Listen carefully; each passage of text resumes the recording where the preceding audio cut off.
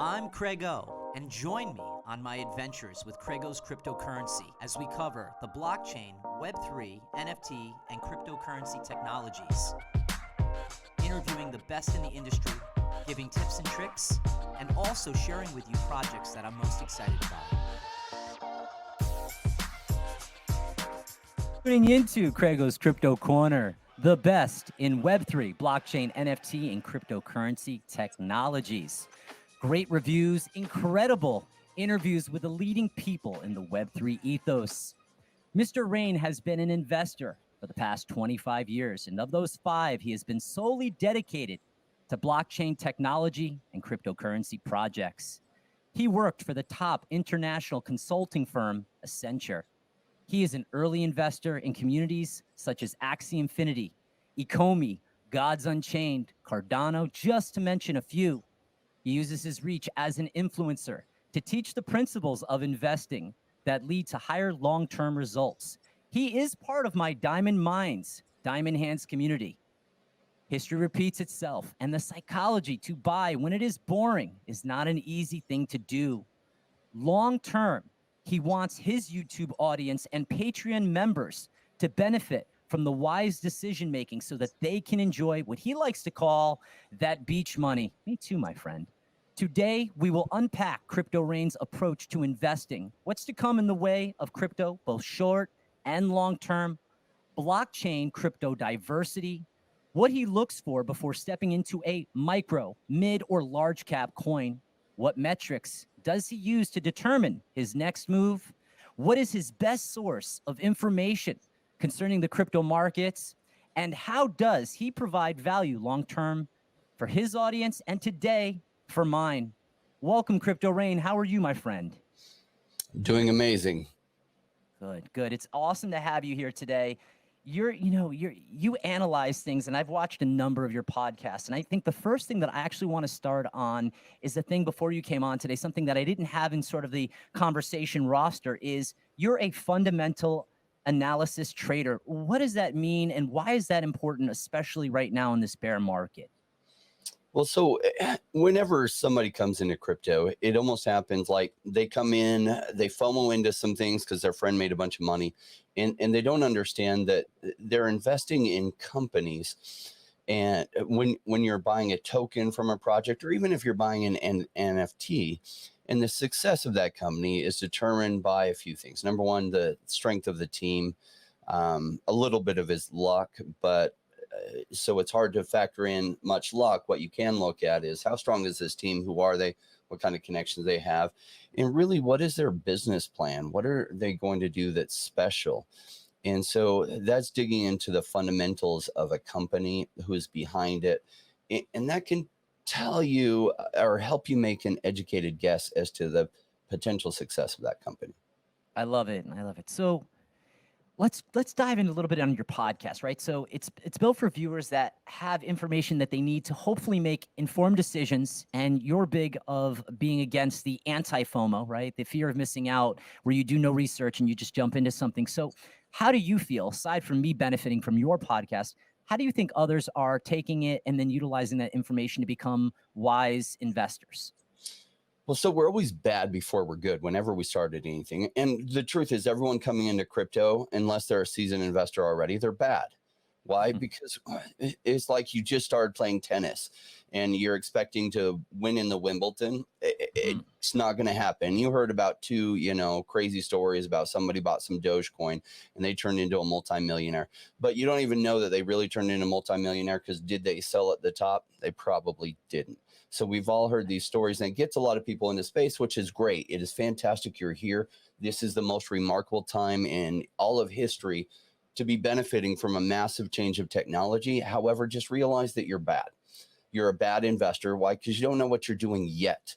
Right. But it's not that hard to learn. And as you learn correct principles, you make better decisions. And as you make better decisions, your returns go better. I love it. I'm looking over, and Tony, we're going to do a quick screen share. And for the Twitter family, I'd love to see you guys go follow Crypto Rain. I love the fact of our podcast community. NFT communities build relationships together, and I love the fact that I'm getting to talk to some really great podcasters throughout my CraigO's Crypto Corner. So on the screen share, Crypto Rain, you've amassed 21,700 followers right now to date, and obviously that will grow. But what's more important is really what I like to focus on, especially this early in my podcast career, is you've got videos, playlists, community channels. If someone is new coming to subscribe to your channel, where should they go first to learn about you and a little bit about the psychology of your channel overall? If you just scroll through the thumbnails right on the page and see what looks most interesting to you, right? Sometimes I cover specific projects. Sometimes I cover the psychology of investing. You might be interested in some of the ones about the psychology of investing or why most people don't make money in crypto. Really helpful to understand that, because these are same mistakes that so many people make, that they end up doing bad and then quitting out of crypto, and they miss out on the most massive opportunity that's been placed before us. So, and the same patterns happen over and over again. You think when we first get into crypto, we're like, everyone's making money here. And that's not true at all. About 4% of us are making amazing money. And it's all the same mistakes that the 96% of people are making. And so you're trying to learn what they're doing wrong so that you don't do that, what the 4% are doing right. I love it. And okay, so Mr. $100 bill, 5 years from now, is he dead? Is fiat gone? What does it look like 5 years from now in the eyes of Crypto Rain? Great question. Gosh, it's almost like the current US government is doing everything they can to destroy their currency. Right? They're printing it off like crazy. They're passing massive spending bills so that they can print and spend more. And every fiat currency since the beginning of time has killed itself. And as well as in the last 500 years, there's been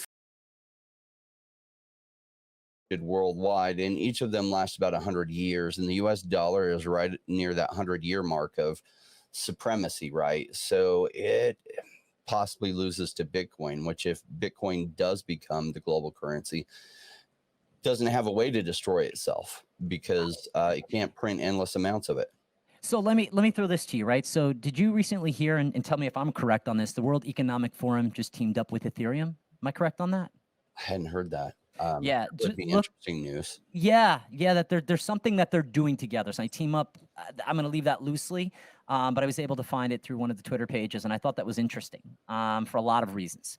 I also think that there's a chance, and I'm curious to see what your thoughts are, that Ethereum has a chance to overtake Bitcoin in price per token. Is that crazy? It's a possibility. We'll see. I mean, they did a massive good thing with their ETH merge. Taking it to proof of stake, that can lead to lower transaction costs down the road. They have several steps to take. This was a really important one, and it went off pretty smoothly. So kudos to them.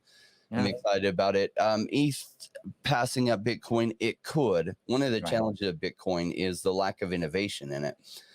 However, it might end up being, a better store of value than gold over time and replace gold. And there is a chance it replaces currency because it innovates so slowly. Really, you don't need your currency to innovate. Whereas, so that argument, I don't know which one's going to win, and I don't have to know in order to make great money. I love that. And so, listen, if that happens, then it overtakes. The only thing that I think it is it makes you more bullish on the idea that Ethereum could prove to be more value. But I also believe that Bitcoin, no matter if its blockchain is antiquated or not, it is sort of first to market, being the crypto gold standard, if there is one to be set right now. I think I want to hop in just a couple the other points, right? So the majority of what you recommend, or projects or communities, are things that you're directly invested into. What is the first thing you look for in a Web3 business, be it crypto or NFT, mostly, obviously, on your end, crypto? I looked into who the team is and the narrative that they're saying of why their project is special, and what their project, what it's competing in, right? So I just did an interview with World Mobile Token, and I had heard a lot about him. They're in the Cardano community. Very impressed by the interview, very impressed by the team. They have the right background to be doing what they're doing. The founders have been in the telecom industry for forever, and they solved a way to make to bring coverage to the outlying areas where there is no coverage now for 1/12 the cost. because it's like, okay, why does telecom need to be on the blockchain? They better have a good answer for that, right? It was like, well, because it's blockchain, that's a bad answer. But what they're doing is they're making it so that it's economically viable for more areas to get coverage. And they use the blockchain to allow other people to get involved, kind of like Uber does. So they don't have to build out the infrastructure. They can allow other people to help build out the infrastructure and make money by doing it, kind of like Uber does, where Uber Mm-hmm. doesn't hire all those drivers. The drivers self-elect and they apply, and then they've helped build Uber's worldwide infrastructure, essentially. So if you think about that's why blockchain makes sense for them, and that made sense to me. Yeah, and I think any business that can be the Amazon of the blockchain. So when you think about, I guess communications, right? So Solana's coming out with their first cell phone that's going to have their enabled wallet in there. And I think to myself that, when Verizon was new, imagine you investing in these early companies that are Web3 enabled and function so incredibly well when everybody is starting to mass adopt. It just gets them, being first to market is the ultimate, driver. So what is one criteria if everything else lines up for an absolute yes to get involved? But there's just one thing, could be one very simple, minute thing that makes you say, no, I'm not getting into this cryptocurrency. Their price is already massively pumped. Got it. And we're going to talk a little bit in depth about, chart reading and a couple of the things that you look for. I did a little dive last night, and a very simple dive is people can go onto CoinGecko and you can see circulating supply, fully diluted value, market cap, and, how you correlate those things to tell a story. Talk maybe a little bit about Fibonacci and why that's important. I've watched several of your episodes over the past months, and you seem to really promote and focus on the projects that you believe in. Is that intentionally? And I know it sounds like a character type of question, but are there projects that you've talked about, but you've really put, a strong wheel to the community saying, hey guys, I'm not recommending this, but here's why I'm pointing this out? Or are you just selective just to keep the things that you're really directly involved with on your podcast? No, one of the challenges is there's 18,000 different altcoins, and you cannot fundamentally analyze 18,000 projects. Your brain will explode. So you as a person can only keep track of so many projects. I cover, on Thursdays airs a video, and viewers suggest which ones they want us to look at price and do an analysis on that. And that totally comes from viewers. And so sometimes that's how new projects enter my radar. Sometimes friends contact me and they say, look at this. So I cover ones where I like the team, I like the narrative of what they're doing, and there's something good about them. And particularly if the price is low. I'll give you an example, because you said, what's the one killer to whether you'll invest in a project? Yes. So looking at Illuvium last year, I love the team behind it. Did an interview with Kieran Warwick. I was so impressed with his focus and his drive. He is an extremely capable leader. Illuvium has a very cool game that they're building. I feel like they have the right narrative, the right team. Their price was $1,600 per token. Okay, so I told my audience, I love the team. I love it. I hate the price. And there's some metrics that are probably going to push the price down. And so, I wouldn't touch this with a 100-foot pole at $1,600. Well, currently it's around $60 or $70. Okay, really starting to get attractive, right? So price, I don't chase into things that have already massively pumped. That's what new people do. When it was $1,600, people get the feeling you'll just keep going up. And that's not the case. Things go up and then they come back down and settle and they get boring and everyone forgets about them. That's when I'm buying. Do you think that when you just said that, it kind of made me think, oh, I've got this whiteboard, right? So if there are lessons, maybe you write on the whiteboard before you're going to go press that button to purchase your favorite NFT on OpenSea or get into a new crypto. It should say on the board, right in bold letters, right in red letters, matter of fact. It should say, don't buy at the top. Have you done your analysis? If not, don't buy. Literally on your board, your whiteboard. So if you have a whiteboard at home, for all those Twitter listeners, please go put that on your board. But is there another rule that, because you just mentioned another one, but I want to let you take that one. Well, so there's one more, a little bit more complex thing you want to understand about a token. So So, say a project has a million total tokens in their like their total supply, but only 200,000 of those are in circulation right now. So that's called your market cap. So they're figuring the market cap of the project, which is the token price times the amount of tokens that are in circulation. There's 200,000 tokens in circulation, and say the price of the token is $1. So their current market cap would be 200,000. But they then have a bigger number of a million tokens that can be in supply. And say you look at the project's vesting schedule and you see all of a sudden 300,000 more tokens are going to unlock and then enter the circulating supply. That's a strong concern, right?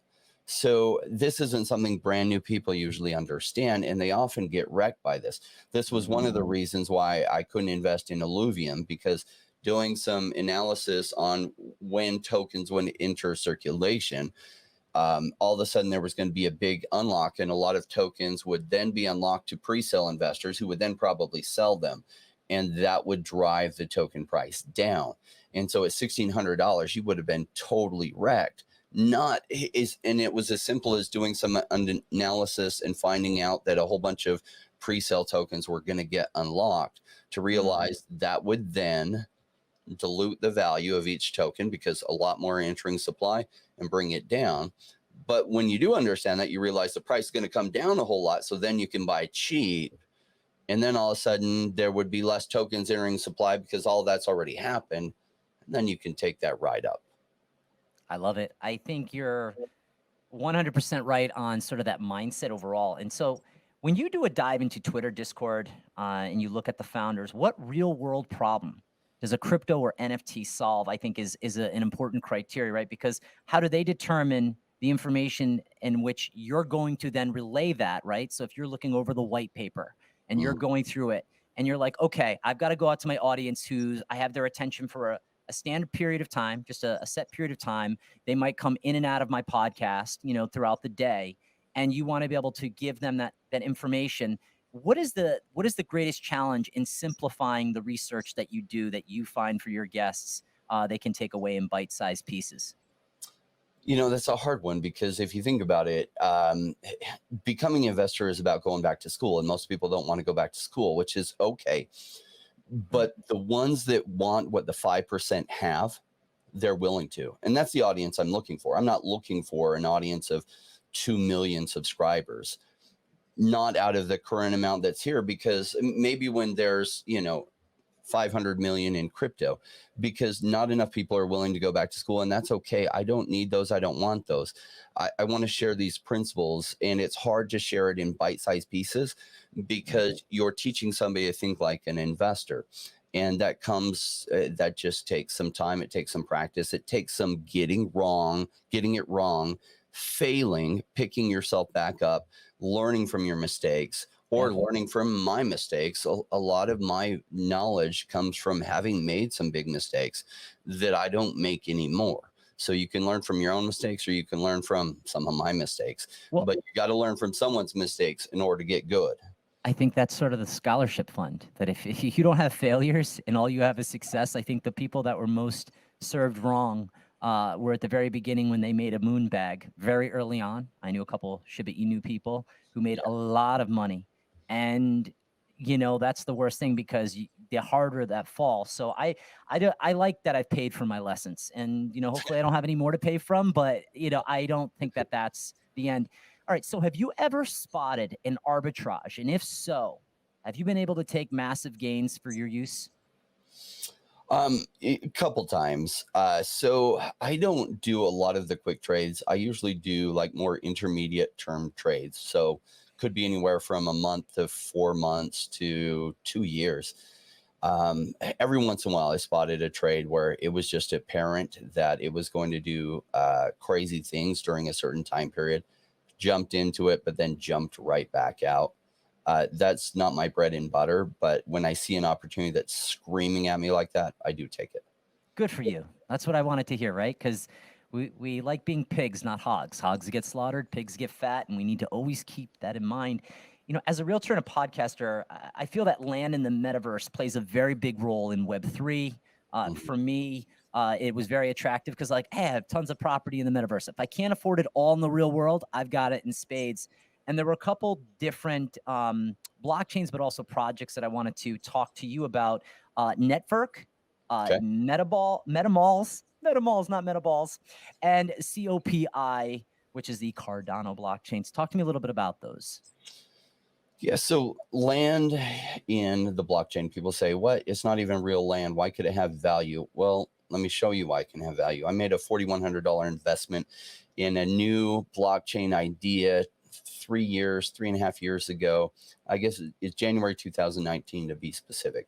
And they were going to be a new blockchain game, and they were doing a land sale. And so I invested about 4,100 in their land.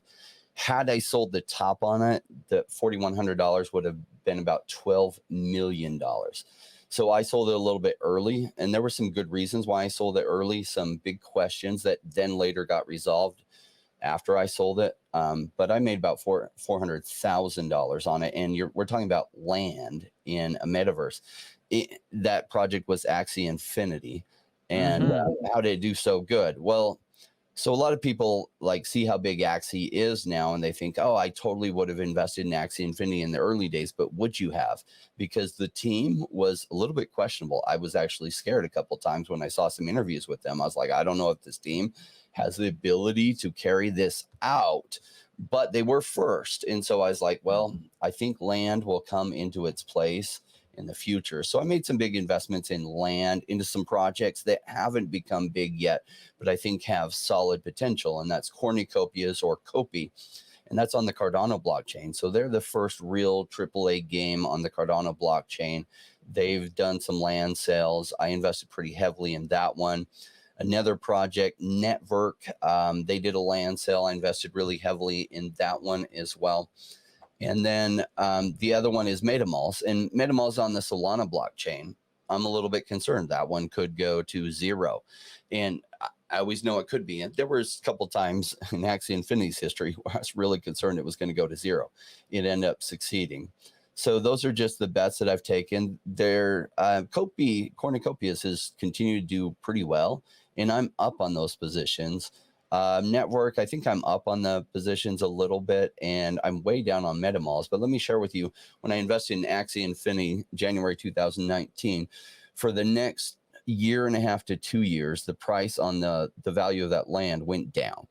And so about a year and a half, 2 years later, it was worth still like probably 1/3 of what I had put in. And then all of a sudden, 8 months later, it's worth actually about 5 months later, it's worth about 400,000, at which point I sold pretty much all the land.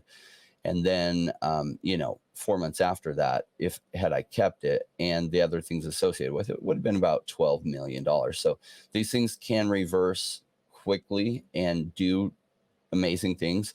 There's a bunch of people invested at the same time with me in Axie Infinity land, and they sold at a huge loss because I don't know, they panicked. There's this huge pressure when things are going down to sell before it goes to zero, and that's what 95%ers do. I rarely sell when my positions are down, only if I know the team is about to totally disband. Otherwise, I try to make strong, good bets and then just hold them and see if my narrative is correct. And sometimes they've then gone to zero. Not that often, but sometimes. And And conceptually, by the way, the metaverse is such a vast term, but when I think about real estate, in the metaverse, whether you take Sandbox or Axie, sort of these virtual kind of fake worlds versus like we had Rich Lotlikar from Superworld on. He was actually my first guest. And that, creates over 68.4 billion unique plots of land throughout the world, and everything is cut by 10 by 10s.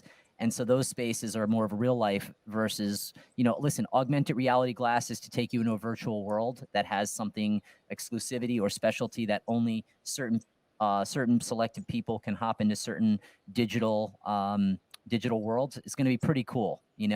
All this access or scarcity to specific unique smart contracts. So when you think about like CryptoPunks, you think about this pixelated, nothing of a picture, no disrespect. I mean, shout out to CryptoPunks family and community, but how amazing is it that these things are worth so much money, even right now in this, this bear market?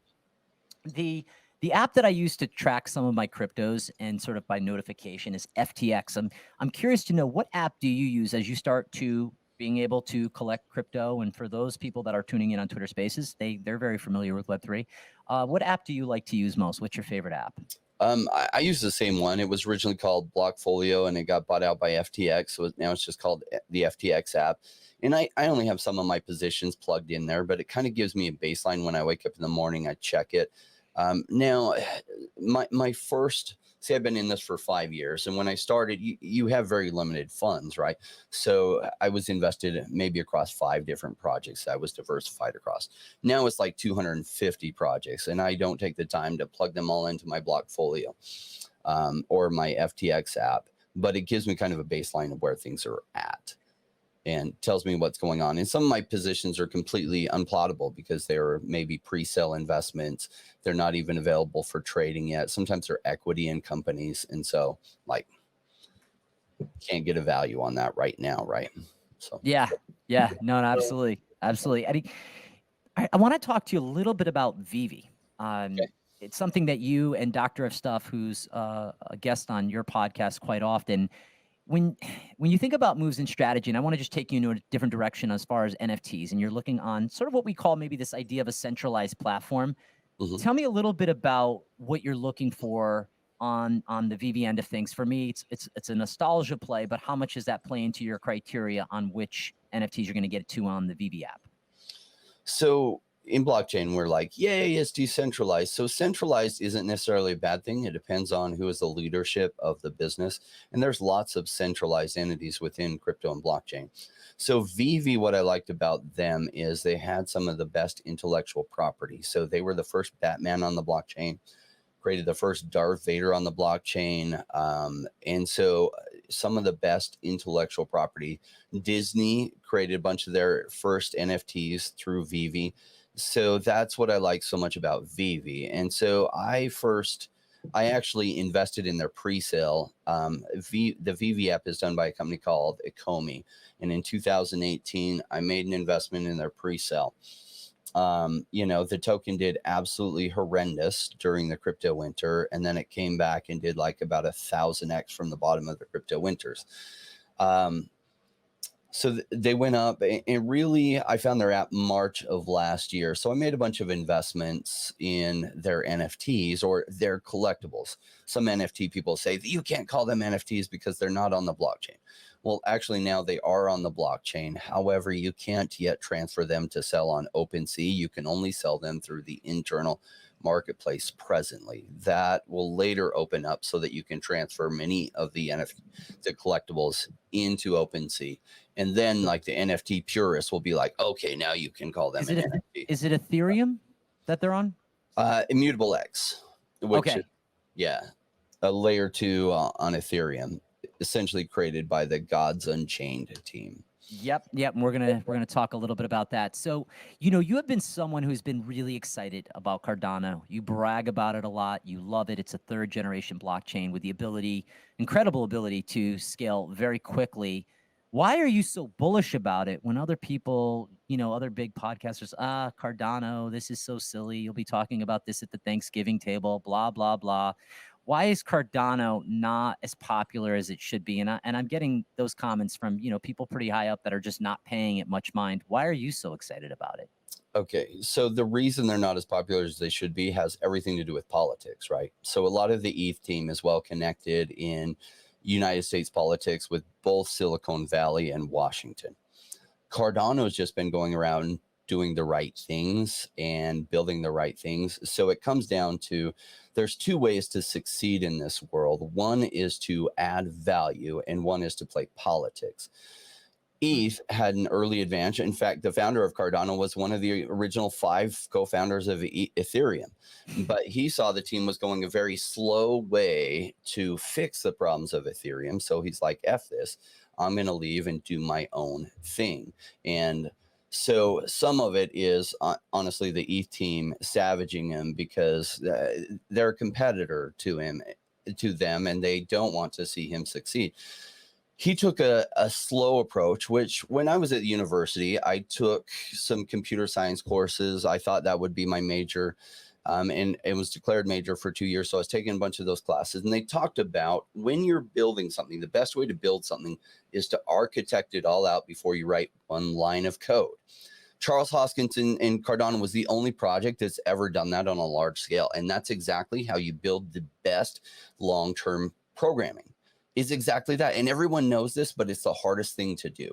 And so while he was architecting it out and he was writing all these mathematical proofs to prove that this is the right way to solve the sharding algorithm so that you can have massive scale down the road, everyone was making fun of Cardano and they were calling it Cardano. But his methodology and his narrative always made sense to me, that he was taking a slow, build it right approach, which is kind of like when you're building a massive skyscraper. It can be frustrating if you're waiting for that skyscraper to go up, because the first like 2 years sometimes you don't see anything happening above ground. It's all below ground, 14 stories down, as they're building out the infrastructure that can hold this massive building.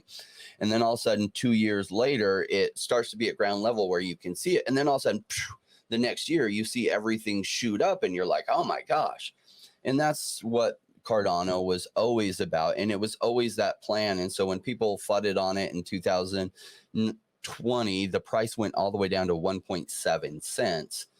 During that time, I didn't get it right at the bottom because it only wicked down there really fast, but it was about 3 cents, and everyone was fudding on it, and it's never going to make it and everything. And that's when I was loading up. The more FUD I heard from those people, the more I bought. And sure enough, like later, their testnet went live, their mainnet went live, and all of a sudden people are seeing this stuff.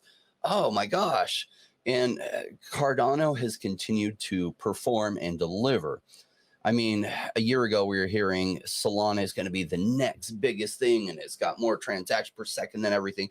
And it's amazing. And I still believe in Solana, but Solana built on an approach of build really fast, don't take the time to architect it out. As you run into problems, fix them. Well, we're seeing that, right? So Yeah. I can't tell you how many times Solana has crashed and they've had to reboot it in the last year. How many times that happened with Cardano? Yeah, None. I think it was 5 or 6 times with Solana. A number of times. It was interesting. I did a big Utes play with a buddy of mine, where he actually got on the scholarship.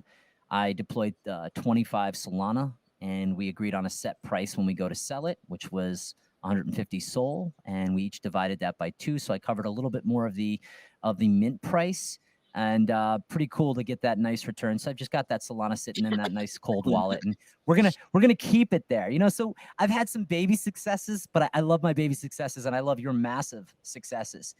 One thing that I've heard you talk a lot about are micro, mid, and large cap coins, and I think I felt like you've had more of a focus, and you tell me if I'm wrong. What are more exciting and moves quicker are the micros. Mm-hmm. Can we talk a little bit about those, and maybe some key indicators, or maybe just a couple things that you would say are a first look for our listeners when they're going to look at a micro coin? Sure. Do you mind if I share with you why I'm invested in micro? Because it makes a difference depending on where people are at. Right. So building wealth, I look for the higher risk coins when things are low.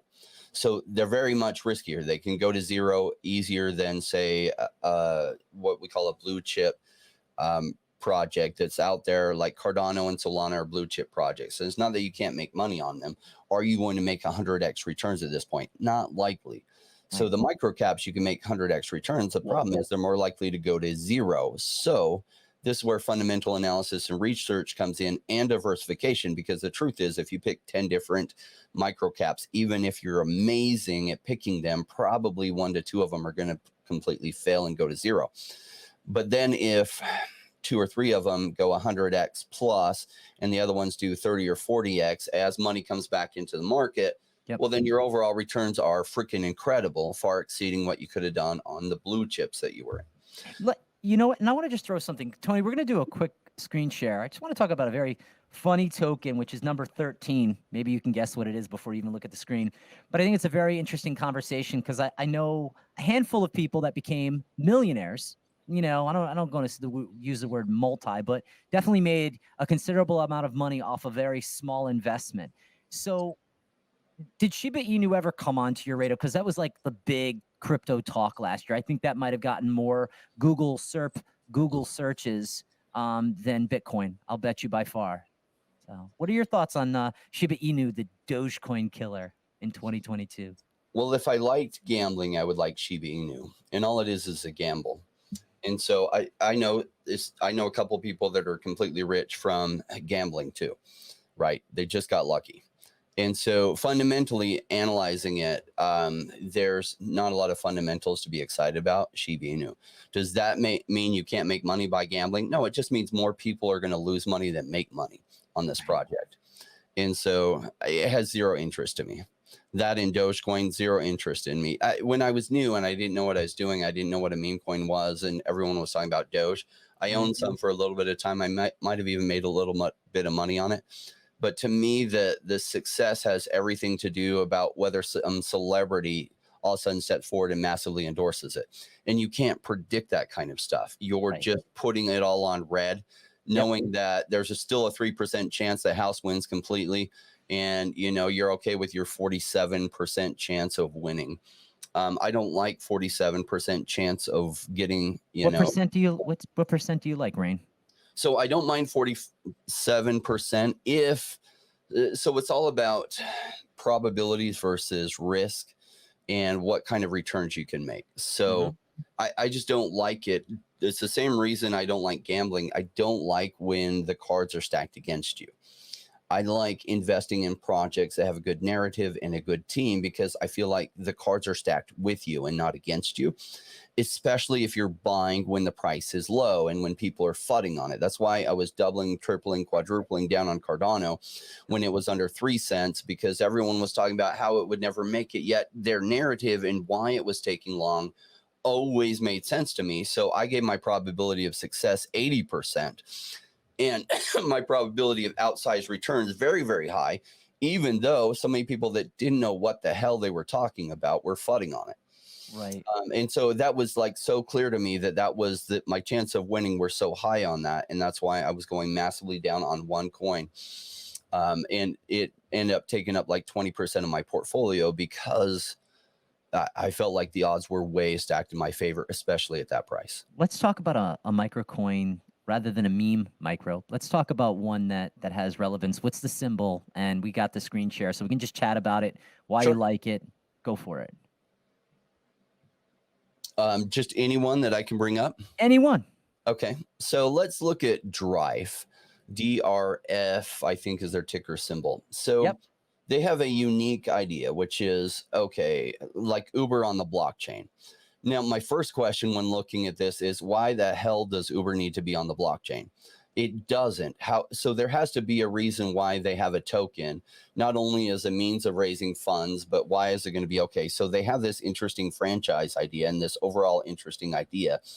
Number one, they feel like they can reduce costs overall so that drivers can make more money and yet riders can pay less. Okay, that makes sense, but that still doesn't answer the question, why the heck do they need a token? Well, they're essentially creating franchises because they want local markets to determine what the ride prices are going to be and everything. So a franchise holder needs to then buy a certain amount of the token and hold it in order to get a franchise. Okay, so then that gives the token a real use case.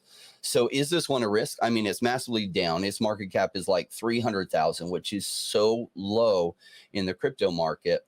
Maybe it's higher than that. In fact, if we can pull back up the screen, it'll tell us probably right on CoinGecko what their current market cap is. Yeah, that's actually got a question mark in front of it, along with circulating supply. Tony, are you still on screen share, my friend? Coin market cap will have a little bit better numbers there than CoinGecko, and maybe that has it, maybe it doesn't. But you can always look at what the total number of tokens is supposed to be, times that by the price, and that gives you a little bit of an idea of where the fully diluted market cap is.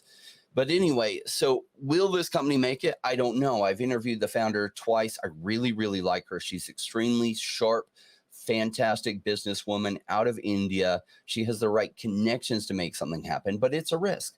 Yeah. As anything is a risk. However, with this risk, say I only gave it a 50% chance of long-term success. Right. So I've got a 50% chance that it goes to zero. But if it is successful long term, it goes 1,000x from here. So I have a 50% chance not to double my money. Like if I were betting on red in the casino, if I win, I only get to double my money. But if I win on this and I've got, say, a 50% chance of it going 1,000x, well, shoot, I'll take that kind of bet all day long, right? And I haven't 100%. assessed exactly what the risk and So potential long-term success is, but I take those kind of bets. did you say that Drive is aligned sort of in an Uber-esque way, and that the creation of franchises adds potential value to that token? Do you rate that at a 50% or above as far as risk Now, to if I were to probability? say the probability of it surviving 10 years from now might only be like 30%. However, even if you had a 30% risk, but if you were right, you would make 1,000x returns. Well, what you do is you just take multiple risks like that because one of them is going to pan out and Yeah. it will make up for all the ones that didn't. Now, the chance that it survives to when money comes back into the market, I would give that an 80% chance. And so as long as I pull some money out as money comes back into the market and it does well. In fact, it might even be 90% chance that it survives to when money comes back in the market. So then I take out my initial position. So now I have a risk-free ride for the long term because I've taken out some profits and taken out my initial position. Because as money comes back in the market, almost every project goes up like crazy, whether or not it will survive 10 years from now. Got it. No, that makes a lot of sense, and I think people need to obviously weigh the probability, and then you giving it, you know, a 30% survival rate is pretty powerful. You know. I would have given Axie Infinity like a 20% survival probability for the long term. In like some of those early months, I had already invested when I finally saw an AMA with the founders. And I was scared when I saw the AMA. It was 4 people in a room that I was like, I don't know that these guys have the strength to pull it off. I give this a 20% chance to make it long term. I'm hoping that they can survive until money comes back into the market, which they did. Money came back in the market. I hold just a few things in the Axie Infinity universe or metaverse still, just a few things. I've taken most of my profits out. So whether they survive long term from here, it doesn't matter. The gains were so outsized, I pulled out all those positions and have diversified with that. You speak to something that's really important, which is social currency. And it's probably one of the things I love most about NFT communities on Twitter and Discord is I get to watch how engaged those communities are. And some of the things that I maybe look out for. Now, mind you, I'm 45. So, you know, there's only but so many GIFs or like silly sayings or just, just like little emojis that before I lose interest. So I'm looking at stuff where there's talking of from the community.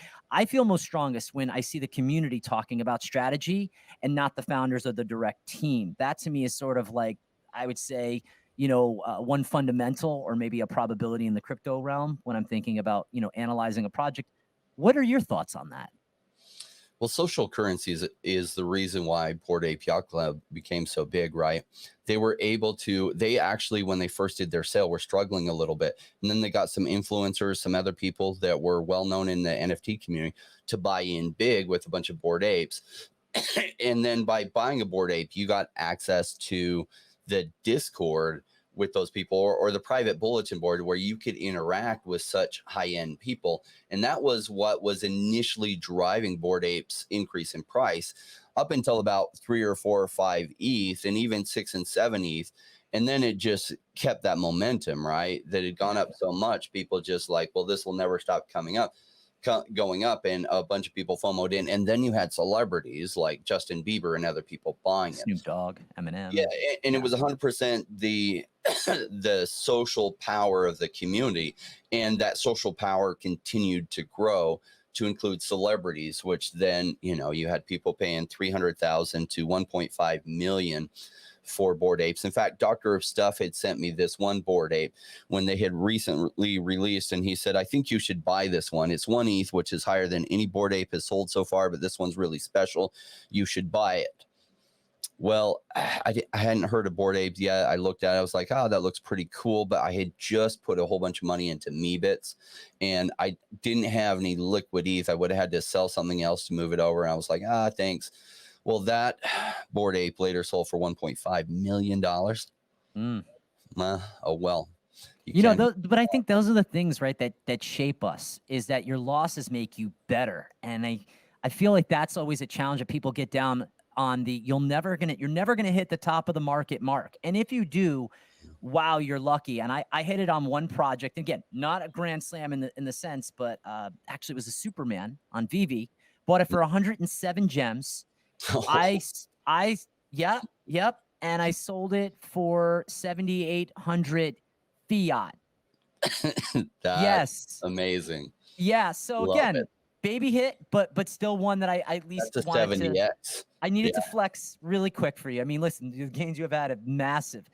That's I a do want solid to 70x. That's amazing. Yeah, and hopefully I'll hit more of those. And I just want to inspire people to be smart investors, not to FOMO in. And again, I got the Superman on nostalgia. I mean, we're kids of the 80s. I don't want to age you alongside of me, but we're kids of the 80s. And so when you see, you know, Mario Brothers and Superman and all those things have a special time period for each generation. And for you and I think that's maybe a little more special. I do want to do a quick screen share because without the Doctor of Stuff, and I want people to see his YouTube channel. He's only up right now. And Tony, do a quick screen share. The Doctor of Stuff, I'd love to see you guys go and hit his subscribe button. He is your co-host, and he comes on and is all things VV knowing. Tell us a little bit about your good friend and how this all came together. Well, so he got into crypto not long after I did in 2018, but he only dabbled. He didn't really pay attention, especially during the crypto winter. March of last year, I was like, hey, you've got to check out this VV thing. They've got the first Batman on the blockchain, and it's going to be a big deal. And right now it's selling for 80 gems, which is equivalent to $80. And he's like, sure, I'll check it out. He ended up buying a couple, but then he's like, oh my gosh, this is going to be huge. And then he started to go all in on VV, and then he dove deep into NFTs, right? It was him that brought Bored Ape Yacht Club to my attention, as well as everything. He dove in head first completely into NFTs, and I'm only partially in NFTs. I have a big position in VV because they have the top intellectual property, but I have a hard time, like, you only have so much focus and everything every day. So he focuses on that stuff. I finally convinced him to start his own YouTube channel because he has so much knowledge of NFTs and VV in his brain. And he's frequently on Twitter. He has some of the best insights. In fact, when I'm looking at NFTs and stuff, I frequently talk to him because that's where so much of his attention goes. And I only have so much attention. And so what I spend that on, I'm able to be benefited by what he's spending on. And that's what viewers are able to benefit from, right? So CraigO is doing research out there. And like when everyone starts in crypto, you all have a day job, right? Why? Because this is just a side thing until it makes you enough money that it's no longer a side thing. It's your main thing. But that might be 4 or 5 or 8 years away. So you have to leverage your time by finding other people that are putting 20 hours of focus and intention per week into something, and then condensing that down to maybe a half-hour show for you or a few tweets here and then so that you can benefit from their knowledge. And that's just how, as human beings, we can get a lot better use of our time. The other thing that I like to people to put onto their whiteboard are your top channels, are the top ways to get information. You are one of my top sources for in the way of crypto analysis and just starting to learn or go down that avenue. When I first started my podcast and it's still rising more and more, is about having these great conversations, pulling the best from my guests, recognizing them, because you're a very important person in this space. And I look from 5 years from now and we talk about the ability or the fundamentals to build these strong podcaster to podcaster relationship like NFT communities are doing. And I think it's incredibly important, and how you've had a friend that has on many of times called you and said, hey, this could be a really great win for you. Take it or don't. And then those relationships and that trust bridge starts to align itself. I do want to talk about something that we had, I think it was right before, I say the bear market, but I think we talked about this portion, which was security in Web3 and what's coming down the pike for people to be smart. And if there's one piece of advice, and I'm going to say that it's to our listeners, they probably don't have a podcast or an NFT collection, but what is one thing that you would like to see everyday people that have a Web3 wallet, buying, selling, trading crypto and NFTs? What is one thing that you want to recommend that they do? The very first thing. For security wise? Correct. Security wise, don't keep your passwords on your Google Docs. That's the number one way people get hacked. Is people hack your email account, they get access to your Google Docs, you got all your passwords there, your private keys to your MetaMask, everything, you're going to lose everything. All they have to do is get access to that. In fact, there was a bunch of YouTubers who got hacked that same way, and I was like, wait, what? They were keeping their passwords on their Google Docs? Well, it makes it easy, because then across different computers you could just open it up. But oh my gosh, the number one vulnerability and way people have lost, and I know one guy that lost $2 million of his crypto through that, right? 2 million, because he had it in Google Docs. I can't even imagine emotionally what that's like. I mean, we looked at Voyager and Celsius, and again, the stop and withdrawals. I just had a conversation with a friend the other day who lost an ungodly amount of money. And again, we might get 30 or 40% back on that bank settlement. And by the way, Celsius and Voyager are using the same attorney. Could you imagine? No, don't laugh. It's not funny. Ha ha, right? The joke's on us. So Shield Folio, by the way, goes to exactly what you're talking about. We're going to actually have him on CraigO's Crypto Corner, and he is a mutant ape who took his likeness and he applied it to a stone book that is water resistant.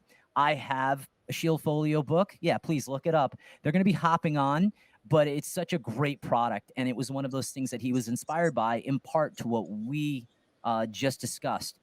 I want to close it out on this. One of the tokens that I'm most excited about is Ecomi. And it's something that we spoke about because I believe in VV, right? So as right now, I might strategize or grab some things. And right now is a really good buy time, so long as you understand the play on nostalgia. I also believe the use that VV has for the overall arching ecosystem of Web3 and how they'll play in the VV verse or the metaverse, however you want to define it. But what has you so attracted to this coin still? I hold 800,000 tokens at way under a penny. So a little off from a gain right now. I like ones that have way better chance of success than failure, that have huge potential upsides, right? So the reason I got so excited about Cardano 3 years ago, they were in this position that they were being FUDed on, but the FUD was misguided because they just didn't understand why things were taking so long. Ecomi, the same thing. The token's down for reasons. They don't have a use case really built for the token yet that's incorporated, and it will be soon. And so does the project have a chance of failing in the next 2 years? Short of the co-founders like doing something crazy that gets them like thrown in jail, which I don't see, I can't see why it would fail. So the chance of failing in the next 2 years is like that 1% chance where they're in a plane crash and they die or whatever. And even then, it might still do well. So the chance of failure is really, really low.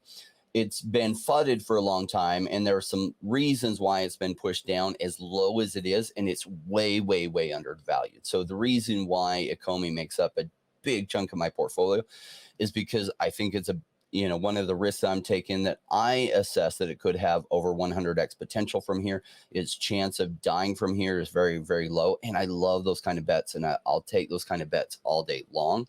Yep. So 100x potential or more is the potential for it. Doesn't mean it always hits that, but it can hit that and it can exceed that with a low chance of failure in the next 2 years. I love that kind of bet. So that's why I'm long on OMI. I love it. We covered a lot of really good things. I think you talked about probability and risk, which I think are very important.